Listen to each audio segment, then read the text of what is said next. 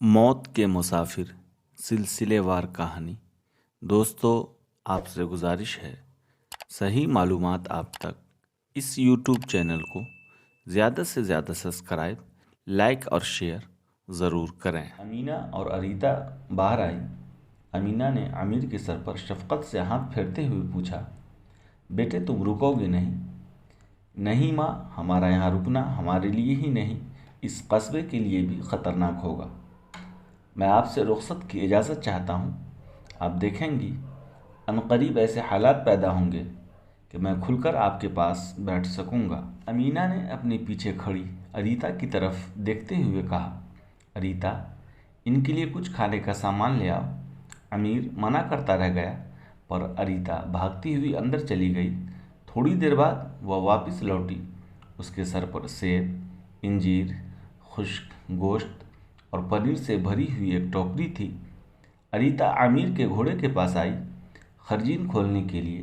جب اس نے اپنا ہاتھ اندر ڈالا تو اس نے دیکھا خرجین میں مکئی کی خشک روٹی اور ستو تھے۔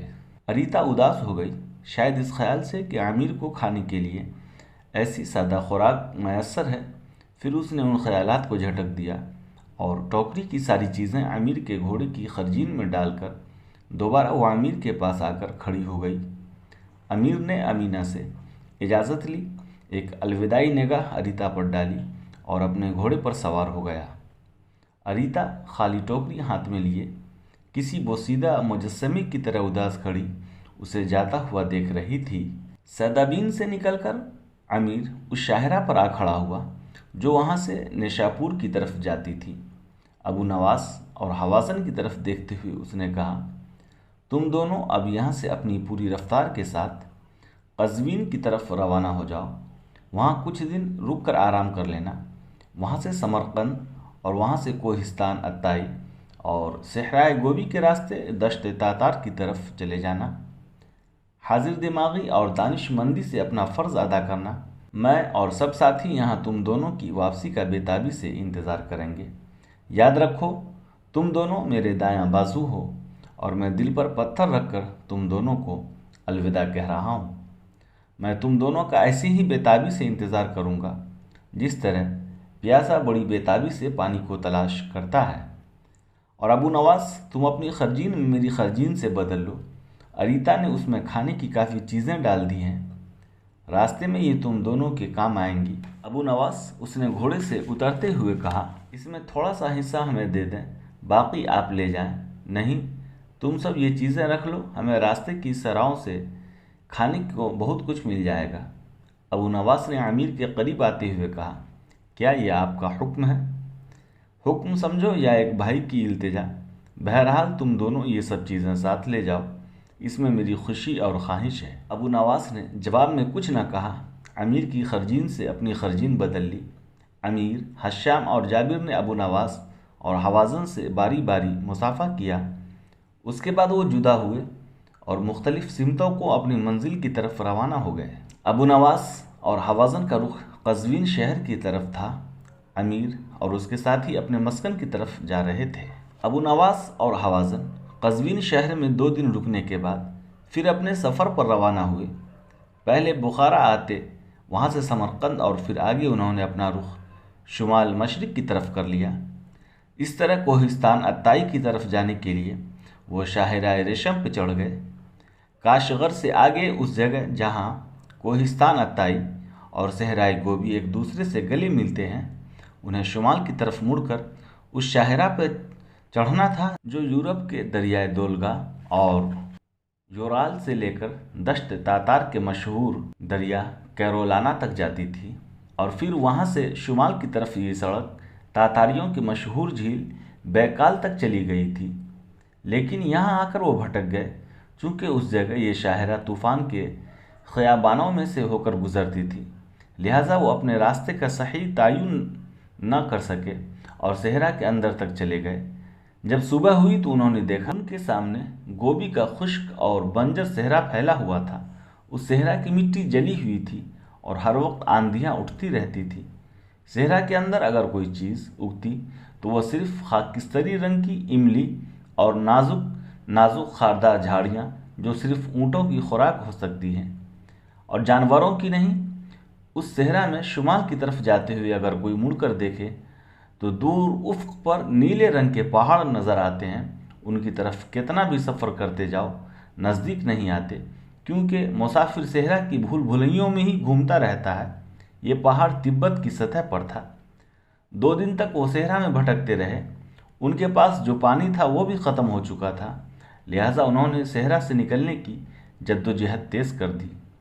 तीसरे रोज़ सहरा के अंदर जा रहे थे, ज़ोर की स्याह आंधी उठी और सहरा में हर तरफ रेत ही रेत उड़ने लगी। अबू नवास और हवाज़न को कुछ दिखाई न दे रहा था। उन्होंने चेहरे पूरी तरह ढांप रखे थे और एक दूसरे को आवाज़ें देकर करीब करीब रहते हुए सफ़र करने की कोशिश कर रहे थे। कोई आध मील की मुसाफत तय करने के बाद अबू नवास के कानों में ऐसी आवाज़ें टकराई जैसे गोभी के अंदर और बेहद कनार सहरा के अंदर दूर दूर तक पूरी रात ढोल बजने लगे हों, और उसके साथ रेत कुछ इस तरह फ़ज़ा में उड़ी जैसे सहरा गोभी आसमान की तरफ उठने लगा हो।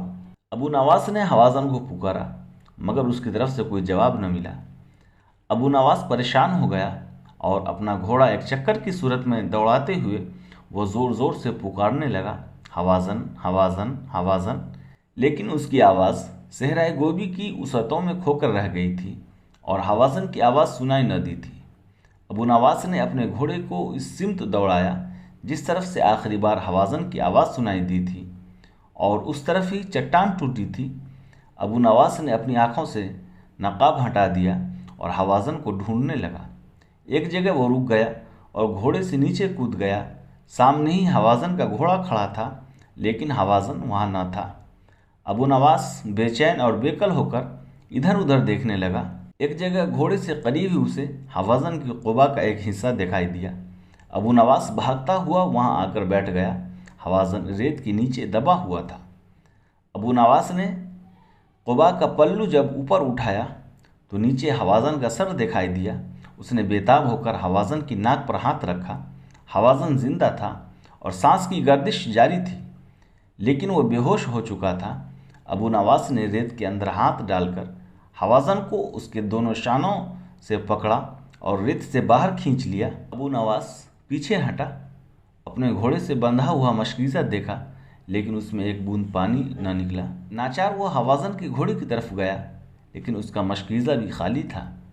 वह फिर अपने घोड़े के पास आया, खरजीन से 3 सेब निकालकर अपने रूमाल में लिपट कर उन्हें अपने बाएं घुटने पर रखा और फिर उन पर ज़ोर ज़ोर से मुक्के मारकर वह सेबों को कूटने लगा। जब सेब बारीक होकर और उनमें से रस निकलकर रूमाल को भिगोने लगा तो वो उठकर हवाज़न के पास आया। दोनों हाथों से खूब दबाकर सेबों का रस हवाज़न के मुंह में निचोड़ा। हवाज़न ने आंखें खोल दी और हवाज़न उसकी तरफ देखते हुए पूछा, क्या मैं ज़िंदा हूँ या महशर बपा हो चुका है? अबू नवास के चेहरे पर मुस्कुराहट खिल गई। तुम जिंदा हो हवाज़न, सहराए गोभी अबू नवास से उसका साथी और भाई नहीं छीन सकता। अबू नवास ने हवाज़न का सर अपनी गोद में लेते हुए पूछा, तुम्हें क्या हो गया था हवाज़न? और ये सहरा में भयानक आवाज़ें कैसी उभरी थी? हवाज़न ने अपने होठों पर ज़बान फेरते हुए कहा, तेज़ आंधी के बाद रेत की चट्टानें टूटी थी। तुम ज़ख्मी तो नहीं हुए? नहीं। हवाज़न सीधा होकर बैठ गया, मैं ठीक हूँ। अबू नवास फिर उठा, पहले की तरह सेब को कूट कूट कर उनका रस हवाज़न को पिलाया और ख़ुद भी पिया। फिर दोनों वहीं बैठकर सेब खाने लगे। उन दोनों के घोड़े भी भूखे और सख्त प्यासे थे। अबू नवास उठा और दोनों घोड़ों को 4-4 सेब खिलाकर दोबारा हवाज़न के पास आकर बैठ गया। चंद साथ वो वहाँ बैठे रहे। रेत का तूफ़ान अब कमज़ोर पड़ गया था, ताहम वो अभी तक बेखबर थे कि उनकी मंजिल किस तरफ है। हवाज़न ने खलाओं में घूरते हुए बड़ी बेबसी से कहा, काश अमीर हमारे साथ होता तो वो सहरा की रेत और खुश्क झाड़ियाँ सूंघकर बता देता कि हम जैसे भटके हुए और वीराना मुसाफिरों की मंजिल किस तरफ है। अबू नवास ने बड़ी अक़ीदत से कहा, तुम ठीक कहते हो हवाज़न, अमीर हमारे लिए दुश्मनों के सामने पहाड़ी नदियों का एक मजबूत पत्थर है। वो एक शहबाज है जो हमारे आगे आगे उड़ता है। ہمارے لیے وہ تکبیر کی نداؤں کا ایک شہر ہے جس کی صداؤں پر ہم بے دھڑک حملہ آور ہوتے ہیں۔ حوازن نے مایوسی سے کہا، کیا اس صحرا سے نکلنا ممکن ہے؟ حوازن کے سوال کا جواب دینے کے بجائے ابو نواس کھڑا ہو گیا اور فضا میں ایک طرف اشارہ کرتے ہوئے چلا کر کہا، ادھر دیکھو حوازن۔ حوازن نے کھڑے ہو کر جب اس سمت دیکھا جدھر ابو نواس اشارہ کر رہا تھا تو اس نے دیکھا ایک پرندہ فضاؤں میں اڑتا ہوا شمال مغرب کی طرف جا رہا تھا۔ ابو نواس نے چلا کر کہا، حوازن، جدھر یہ پرندہ جا رہا ہے ادھر ضرور کوئی آبادی ہے، ہمیں فوراً اس کے تعاقب میں لگ جانا چاہیے۔ تم اگر اپنے گھوڑے پر سفر نہ کر سکو تو میرے پیچھے بیٹھ جاؤ۔ یاد رکھو یہ لمحہ ضائع کرنے کا نہیں، شاید قدرت ہماری رہنمائی کر رہی ہے۔ حوازن نے اپنے گھوڑے کی طرف بڑھتے ہوئے کہا، تم فکر نہ کرو، میں پوری طرح اپنے حواس میں ہوں، تم اپنے گھوڑے پر بیٹھ جاؤ۔ دونوں سوار ہوئے اور اس سمت گھوڑے دوڑانے لگے جدھر وہ پرندہ جا رہا تھا۔ جوں وہ ادھر جا رہے تھے اندھے صحرا کا طوفان کم ہوتا جا رہا تھا۔ وہ لگاتار آگے بڑھتے رہے۔ شام سے ذرا قبل وہ دونوں خوشی سے زینوں پر اچھل پڑے۔ ریت ختم ہو گئی تھی اور اب ان کے سامنے چکنی مٹی کا وسیع میدان تھا جس کے اندر ہری ہری گھاس تھی۔ جب وہ اور آگے بڑھے تو ان کی خوشی کی انتہا نہ تھی۔ ان کے سامنے نیلے شفاف اور میٹھے پانی کی ایک جھیل اور دائیں طرف ایک کارواں شمال مغرب کے رخ پر جا رہا تھا۔ یہ وہی شاہراہ تھی جو تاتاریوں کے دشت کی طرف جاتی تھی۔ دونوں نیچے اترے، گھوڑوں کو چرنے اور پانی پینے کے لیے چھوڑ دیا۔ خود بھی وہ جھیل کے کنارے بیٹھ گئے، جی بھر کر پانی پیا۔ وہیں رومال بچھا کر انہوں نے اپنے سامنے خشک گوشت، پنیر اور انجیر رکھے اور اطمینان سے بیٹھ کر دونوں کھانا کھانے لگے۔ ایک رات دونوں نے وہیں رک کر قیام کیا۔ ان کے گھوڑے بھی تازہ دم ہو گئے تھے اور اگلے روز وہ پھر شمال مشرق کی طرف اپنے گھوڑے دوڑا رہے تھے۔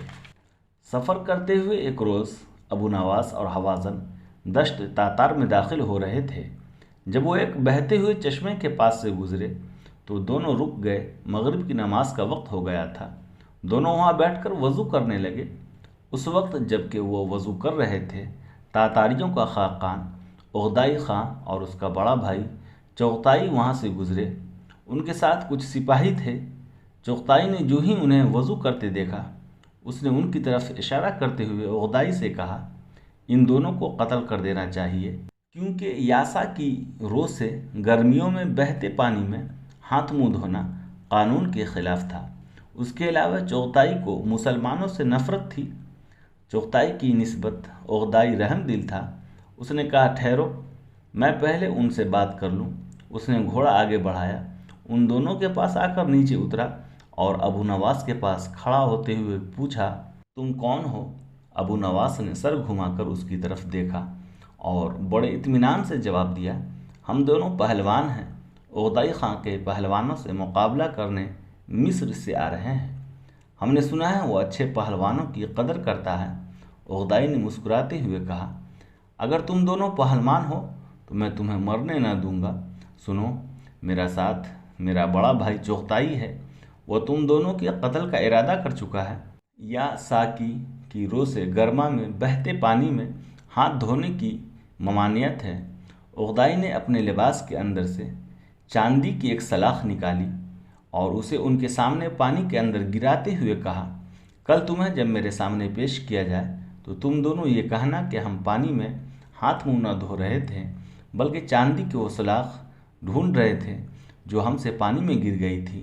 اغدائی واپس آیا اور اپنے بڑے بھائی چغتائی سے کہا، بہتر یہی ہے کہ کل انہیں میرے سامنے پیش کیا جائے، پھر ان کا بیان سن کر انہیں سزا دی جائے، اور یہی عدالت کا طریقہ کار بھی ہے۔ تاتاری سپاہی ابو نواس اور حوازن کو پکڑ کر لے گئے اور انہیں ایک ایسے خیمے میں بند کر دیا گیا جس کے گرد سپاہیوں کا پہرا تھا۔ دوسرے روز انہیں وہاں سے نکالا گیا اور ایک ایسے بڑے اور رنگین خیمے میں لایا گیا جہاں اغدائی اور چغتائی دونوں بھائی بیٹھے ہوئے تھے۔ اغدائی نے بڑے تحکمانہ لہجے میں پوچھا، تم دونوں چشمے کے بہتے پانی میں ہاتھ منہ کیوں دھو رہے تھے؟ ابو نواس نے فوراً اپنی معصومیت ظاہر کرتے ہوئے کہا، بڑے خاقان، ہم وہاں ہاتھ منہ نہ دھو رہے تھے بلکہ ہم سے وہاں چاندی کی ایک سلاخ گر گئی تھی، وہ ڈھونڈ رہے تھے۔ عقدائی نے اور زیادہ غصے میں ہو کر کہا، بوقدو کی قسم، اگر یہ جھوٹ ہے تو تم دونوں کو زندہ دفن کر دوں گا۔ عقدائی نے چند سپاہیوں کو حکم دیا کہ وہ وہاں جا کر چاندی کی سلاخ ڈھونڈیں۔ سپاہی چلے گئے اور وہ دونوں خیمے کے اندر ہی کھڑے رہے۔ تھوڑی دیر بعد سپاہی واپس لوٹے۔ ان کے ہاتھ میں چاندی کی ایک سلاخ تھی اور انہوں نے یہ تصدیق کی کہ یہ سلاخ وہیں سے ملی ہے جہاں یہ دونوں ڈھونڈ رہے تھے۔ عقدائی نے یہ حجت پیش کی، چونکہ مجرم غریب ہیں اس لیے بہتے پانی میں ان کا اپنا چاندی سلاخ کو تلاش کرنا ناجائز نہیں، اور اس طرح انہیں معاف کرتے ہوئے اپنے پاس سے چاندی کی 10 سلاخیں اور انعام میں دے۔ اب وہ مسکرا رہا تھا، شاید اپنی اس ترکیب پر خوش تھا۔ ابو نواس، اس نے پھر پوچھا، تم دونوں ہمارے دشت میں کس مقصد سے آئے تھے؟ ہم پہلوان ہیں اور خاقان کے پہلوانوں اور تیغ زنوں سے مقابلہ کرنے آئے ہیں۔ کہاں سے آئے ہو؟ مصر سے۔ مقابلہ کرنے سے پہلے اچھی طرح سوچ لو، ہمارے پاس ایک ایسا پہلوان ہے جو بڑے بڑے طاقتور اور ناقابل شکست پہلوانوں کی پسلیاں توڑ چکا ہے۔ اس کا نام پیلا ہے۔ ابو نواس نے چھاتی تانتے ہوئے کہا، میں خاقان کے سامنے اسے اس طرح رگیدوں گا جس طرح شیر اپنے شکار کو بھموڑتا ہے۔ عقدائی نے محظوظ ہوتے ہوئے کہا، اپنی کچھ صفات کہو۔ ابو نواس نے دونوں مٹھیاں سختی سے بھینچتے ہوئے کہا، میں سپاہی کے سر پہ رکھے خرد پر مکہ ماروں تو اسے دوہرا کر کے رکھ دوں۔ میرا باپ شمالی افریقہ میں ریچھوں سے کشتی لڑنے کا پیشہ کرتا تھا، میں بھی ہر قسم کی ریچھ سے کشتی لڑ کر اسے نیچا دکھا سکتا ہوں۔ کیسی بھی تلوار ہو میں اسے اپنے دونوں ہاتھوں میں لے کر توڑ سکتا ہوں۔ عقدائی نے اس کی بات کاٹتے ہوئے کہا، جاؤ دانی، آسمان کی قسم، اگر تم ایسے ثابت ہوئے تو میں تمہیں ایسی عزت دوں گا جس کا تم گمان بھی نہ کر سکو گے۔ کیا تمہارا ساتھی بھی پہلوان ہے؟ ہاں خاقان، یہ بھی پہلوان ہے۔ تلوار کے فن میں اسے کوئی نیچا نہیں دکھا سکتا، اس کی تلواریں شرارے اور جسم میں برق ہیں۔ عقدائی نے پہلو بدلتے ہوئے کہا، تم دونوں نے یہ فن کس سے سیکھا ہے؟ اپنے استاد سے جو ایک عقاب ہے، ہمارے درمیان پرواز کرتا ہے، شکار بھنور کر رکھ دیتا ہے اور تھک کر کہیں قیام نہیں کرتا۔ وہ کوہ ساروں کی طرح سخت اور شیر کی طرح بہادر ہے۔ وہ جب اپنے دشمن پہ ضرب لگاتا ہے تو زمین کا سینہ دہل جاتا ہے۔ عقدائی نے بڑے شوق سے پوچھا، اس کا نام کیا ہے؟ اس کا نام امیر ہے، اور وہ نیلی آنکھوں والا ایک عرب ہے۔ وہ تمہارے ساتھ کیوں نہیں آیا؟ وہ بیمار تھا اس لیے ہمارے ساتھ نہ آ سکا۔ تمہارا اور تمہارے ساتھی کا کیا نام ہے؟ میرا نام ابو نواس ہے اور میں بربری ہوں۔ میرے ساتھی کا نام حوازن ہے اور یہ ترک ہے۔ تم دونوں سفر کے باعث تھکے ہوئے ہو، 1 ہفتہ آرام کرو، پھر تمہارے مقابلے کا انتظام کیا جائے گا۔ اس دوران تمہیں کھانے کو وہی ملے گا جس کی تم خواہش کرو گے، اور تم ایک معزز مہمان کی حیثیت سے ہمارے خیمے میں رہو گے۔ عقدائی کھڑا ہو گیا اور سپاہی ابو نواس اور حوازن کو بڑی تکریم کے ساتھ خیمے سے باہر لے گئے۔ عقدائی گہرے شفاف اور نیلے پانیوں والی جھیل بیکال کے کنارے اپنے رنگا رنگ خیمے میں بیٹھا شراب پی رہا تھا۔ یہ ایک بہت بڑا خیمہ تھا جو باہر سے سونے کے ساتھ منقش تھا اور جس کے اندر دیواروں پر قیمتی غالچے لٹک رہے تھے۔ اس خیمے میں ہزاروں آدمی جمع ہو سکتے تھے اور اس کا نام سیرا تھا۔ سنہری لشکر رکھا گیا تھا۔ جھیل کے کنارے آبی پرندے جمع ہو رہے تھے۔ جنگلی مرغابیاں اور لمبی لمبی گردنوں والے سارس ٹنڈار کے علاقے میں اپنے موسم گرما کے مسکنوں کو خیرباد کہہ کر چلاتے ہوئے جنوب مغرب کی طرف پرواز کر رہے تھے۔ آندھی کے تیز اور طوفانی جھکڑوں کے اندر ریت کے گراؤنڈز اڑ رہے تھے۔ عقدائی گھوڑے کے دودھ کو سڑا کر بنائی شراب پی رہا تھا۔ اس کے بائیں طرف اس کی بیوی توراکنیا بیٹھی ہوئی تھی اور دائیں طرف اس کا بڑا بھائی اور دشت کا گھوڑا چغتائی بیٹھا تھا۔ دائیں طرف ہی ذرا ہٹ کر عقدائی اور چغتائی کے سب سے چھوٹے بھائی تولائی کی بیوی سیورقتی بیگی اور اس کے دائیں بائیں اس کے 4 بیٹے منگو، قبلائی، ہلاکو اور عدیق بوغا بیٹھے تھے۔ سیورقتی بیگی بہادر ذہین عورت تھی۔ اس کا تعلق ترک نسل کے کرائت قبیلے سے تھا۔ وہ بے حد حسین اور ذکی تھی۔ دائیں طرف ہی ذرا اور آگے چنگیز خان کا بہادر اور مصروف اور ہر دل عزیز جرنیل سوبودائی بیٹھا تھا۔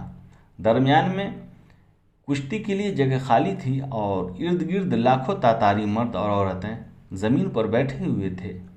سوبودائی کے بائیں ہاتھ لکڑی کا ایک پنجرا رکھا تھا جس میں دشت کا ایک خونخوار ریچھ بندھا تھا۔ سوبودائی نے شراب پیتے پیتے جام اوپر اٹھاتے ہوئے ذومانے انداز میں سوبودائی کی طرف دیکھا اور سوبودائی نے اپنے قریب بیٹھے تومان باشی سے پہلوانوں کو اکھاڑے میں لانے کو کہا۔ تھوڑی دیر بعد تاتاری دشت کا رستم، پیلا اور ابو نواس اس کو سوبودائی کے پاس لایا گیا۔ ابو نواس اس چمڑے کا لنگوٹ بنیان پہنے ہوئے تھا۔ سوبودائی کھڑا ہوا اور دونوں کی پیٹھ تھپ تھپاتے ہوئے اس نے کہا، ہتھیار استعمال کرنے کے سوا تمہیں ایک دوسرے کو ہر طرح سے مارنے، رگیدنے اور پچھاڑنے کی اجازت ہوگی۔ کشتی کا فیصلہ خاقان خود کریں گے۔ اب تم دونوں میدان میں اتر کر کشتی شروع کرو۔ پیلا میدان میں اترا اور چکر لگانے لگا۔ ابو نواس میدان کے اندر جا کر کعبہ کی طرف منہ کر کے سر بسجود ہوا اور بڑے عاجز و انکساری سے کہا، اے میرے رب، میں اپنے آپ کو تیری پناہ میں دیتا ہوں۔ پھر ابو نواس شیر کی طرح جست لگا کر اٹھا اور دہاڑتی ہوئی آواز میں تکبیر بلند کرتا ہوا پیلا کی طرف بھاگا۔ پیلا نے مصافحہ کے لیے اپنا ہاتھ آگے بڑھایا۔ ابو نواس اس کی چھاتی تن گئی تھی۔ اپنا فولادی ہاتھ پیلا کے ہاتھ میں دیتے ہوئے اس نے اپنا بایاں ہاتھ فضا میں بلند کرتے ہوئے کہا، اس کے نام جس نے محمد صلی اللہ علیہ وسلم کو ہم گناہ گاروں کے لیے ہدایت کی شمع اور خاتم النبیین بنا کر بھیجا۔ سوبودائی کے قریب ہی بیٹھا ہوا حوازن ابو نواس کی حرکت بڑے غور اور اشتیاق سے دیکھ رہا تھا، کچھ اس طرح جیسے وہ سب کچھ اس کی مرضی اور خواہش کے مطابق ہو رہا ہو۔ ہاتھ جدا کرتے ہی پیلا بڑی تیزی سے جھکا اور ابو نواس کو اس کی کمر سے پکڑ کر زمین پر پٹخ دینا چاہا، لیکن اسی لمحہ ابو نواس اس پر حملہ آور ہو چکا تھا۔ اس نے اپنے دونوں ہاتھ جوڑے اور پوری قوت سے پیلا کی گردن پر مارتے ہوئے سخت ضرب لگائی۔ پیلا لڑکھڑاتا ہوا کئی گز پیچھے لڑک گیا تھا۔ باہر بیٹھے حوازن نے پوری قوت سے چلاتے ہوئے کہا،